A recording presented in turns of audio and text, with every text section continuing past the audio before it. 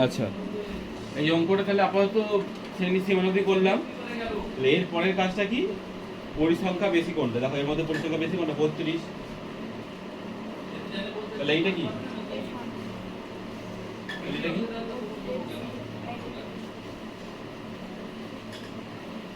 Lower কোনটা?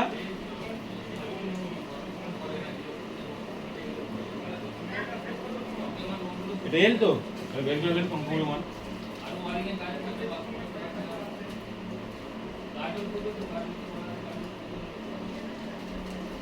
এল plus সূত্রটা কি? f1 minus f0 into h by 2f1 minus f0 minus f2। ভ্যালুগুলো বসাও। এল এর ভ্যালু কত?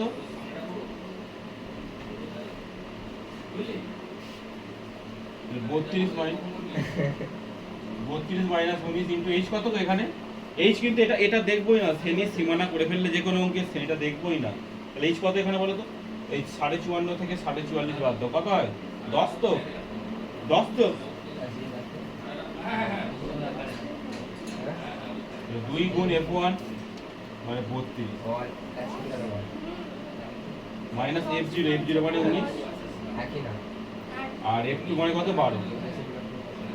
ঠিক আছে, ক্যালকুলেশনের উপরে করছে, ওখানে করছে না বলে।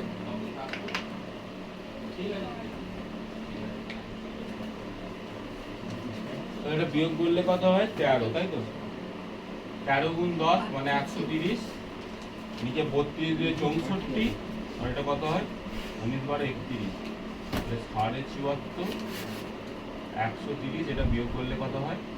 31। এবার ভাগ করে দেখতে হবে কি হয়। এটা বুঝে গেল? ভাগ করে 3.94 বেরোচ্ছে, আর যোগ করলে হবে 78.9। হয়ে গেল অঙ্ক।